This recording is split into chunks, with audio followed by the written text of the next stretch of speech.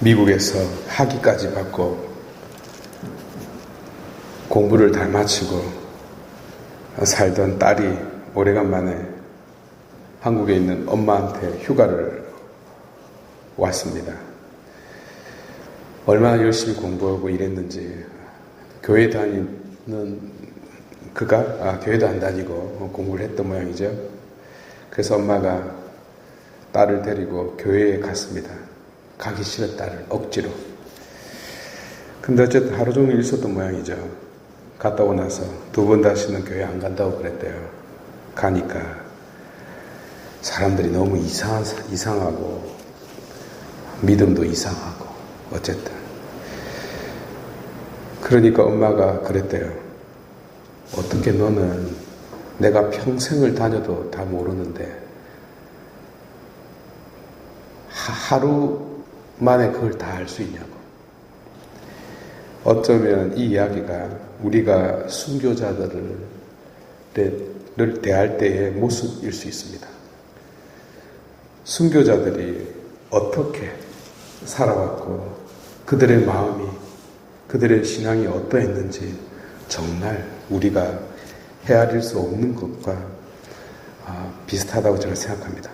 1821년 8월 21일 충남 당진, 저도 거기 가봤는데 얼마나 먼지, 2번 다시는 가고 싶지 않을 정도로 멀더라고요. 안개도 세상에 그렇게 많이 끼는 하여튼 거기 우강면 솔메 마을에서 태어났습니다. 아버지 김재준 이냐시오, 어머니 고 우르슬라 사이에서 태어났는데 몸이 많이 약했어요. 원래 어릴 때 이름은 제복이었는데, 그러니까 복을 곱하기 2로 받아라고, 2배로 받아라고 이름을 그렇게 지은 모양입니다.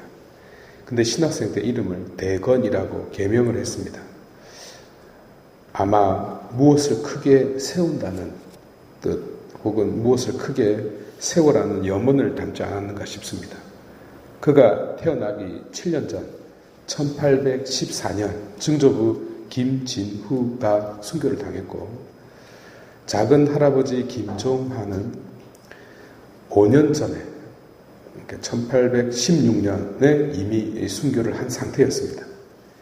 그러니까 집안 자체가 순교자의 집안이었죠. 당시 모방 신부가 제복이를 만났는데 한눈에 매우 영특한 아이라는 것을 알았습니다. 그래서 역관 유진기를 통해서 묻죠. 너 혹시 신부님 되고 싶니? 아버지 김재주는 아들이 신부 되기를 이렇게 그토록 원했습니다. 이 꼬뱅이는 모방 신부에게 뭐라고 답했을까요? 당신을 모방하고 싶어요. 그래서 신학교의 길을 가게 됩니다. 1836년 최방제 프란치스코, 최영업 토마스와 함께 마카오로 유학을 갑니다. 그리고 엄청 열심히 공부하죠. 1845년 8월 17일 24살의 청년은 김가항 성당에서 페레올 주교님으로부터 사제품을 받습니다.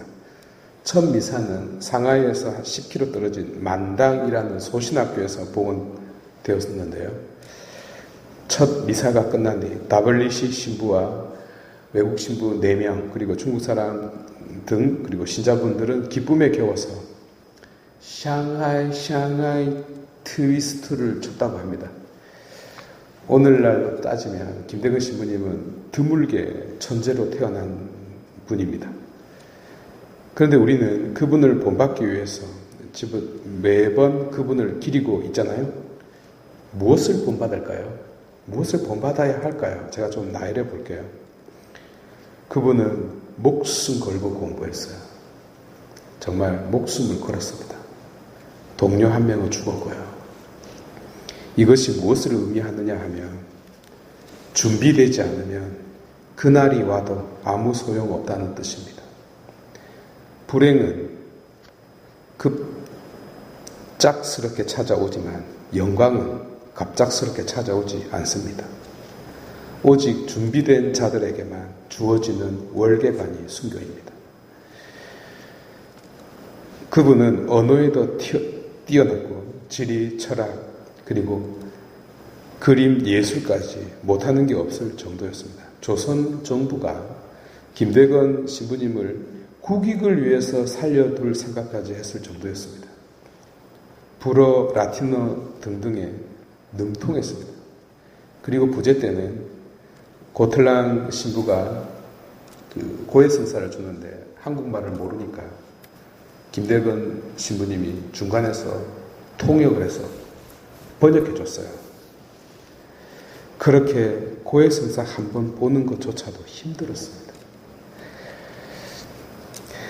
어쨌든 말도 많고 탈도 많은 저 연평도 부근에서 체포가 되자 옥중에서요 세계 그 지리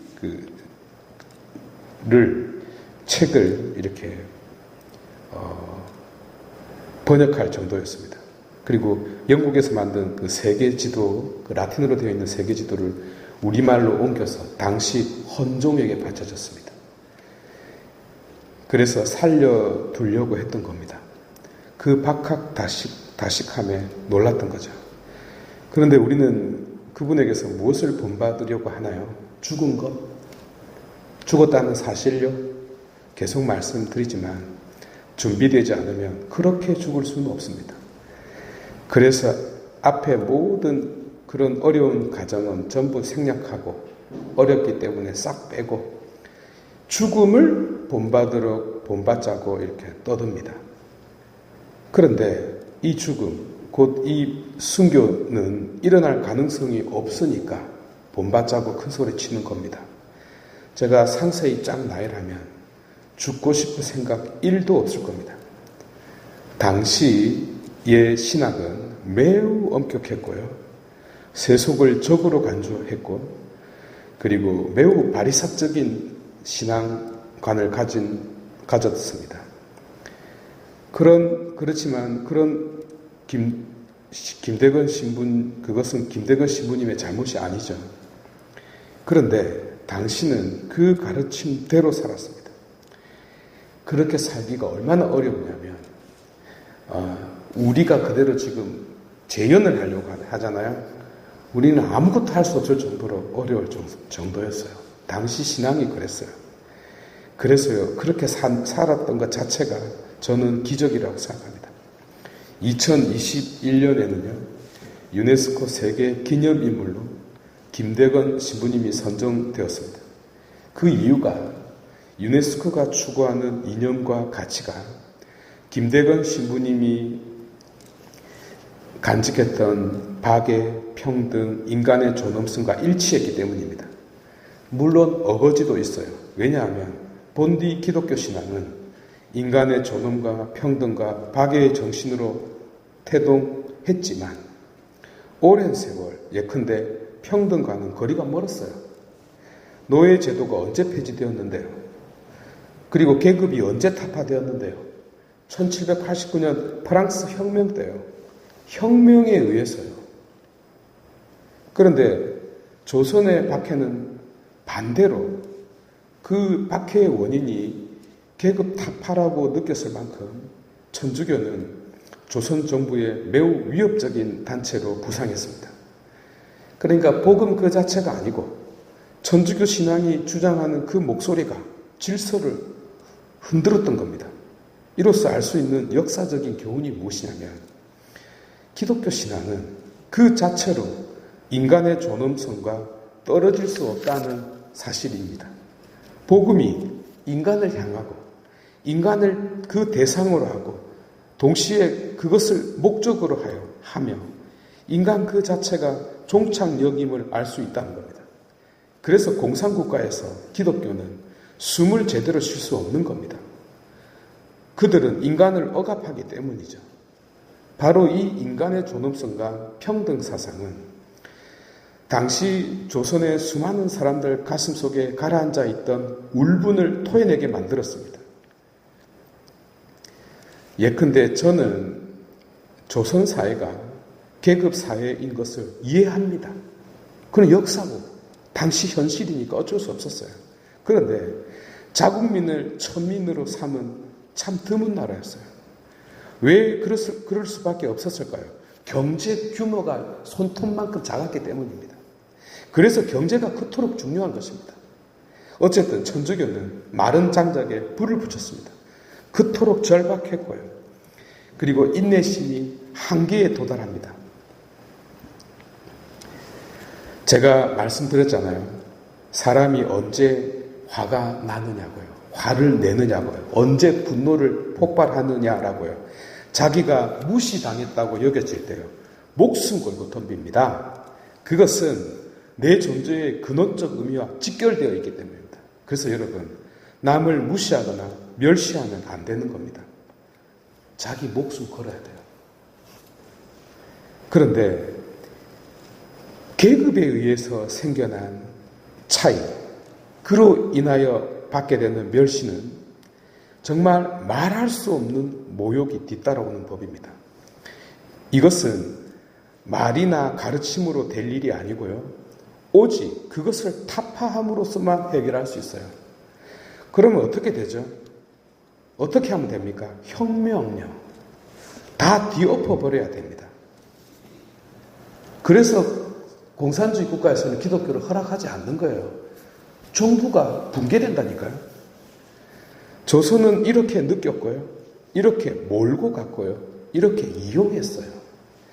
그런데요, 놀라운 일이 벌어졌습니다. 십자가에 달린 그리스도께서 저항하지 않았듯이 반역하지 않았어요. 말 그대로 비폭력 운동, 비폭력 믿음의 실체를 보여줍니다. 우리 순교자들께서. 그 많은 사람들이 죽어가면서도요, 항거하지 않았어요. 정당방위를 실현하지 않았다고요. 우리가 정말 본받을 점이 있다면요, 바로 이 점을 본받아야 합니다. 저는요, 지금까지요, 이것을 이야기하는 사람 한 명도 본 적이 없어요. 아니, 기독교 신자야말로 제일 불평불만으로 가득 차 있지 않습니까? 예를 들어볼까요? 오늘부터 한국 정부가 박해를 하겠다. 신앙을 버리지 않으면, 기독교 신앙을 버리지 않으면 죽이겠다라고 한다면 여러분들은 어떻게 할 겁니까? 곧바로 항거할 거 아니겠어요? 본받자면서요. 순교를 본받자면서요. 모순 아닌가요? 다른 이야기인데요. 만약에, 가정입니다. 만약에요, 순교했던 분들이 잠시 다시 살아서 지금 이 자리에 있다면요. 그래서 오늘을 본다면 첫 번째로 눈이 휘둥그레져서 이렇게 말할 것입니다.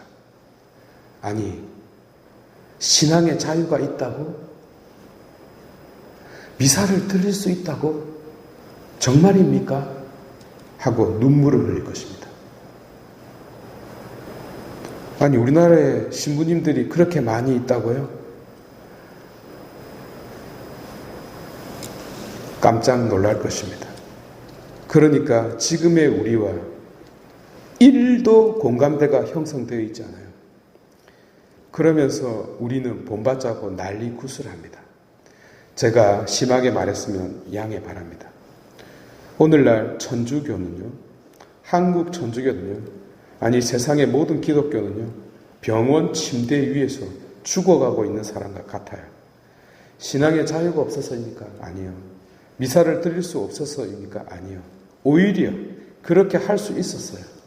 곧 순교자의 진정한 믿음을 살지 못하기 때문입니다. 대신 화려하게 꾸밈으로써 잘 본받고 있다고 널리 알리고 자족할 뿐이죠. 순교자 이야기만 나오면 제가 좋게 이야기를 해야 되는데 그게 잘 안 되네. 다음에는 정말 좋게 말씀드리고 싶어요. 김대건 신부님의 믿음과 순교는요,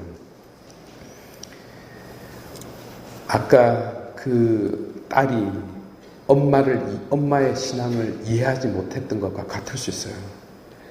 그러나 분명한 것은요, 김대건 신부님의 믿음과 삶, 그리고 그 순교가 벌써 죽어야 할 한국 천주교의 신앙을요, 연명시키고 있다는 사실입니다.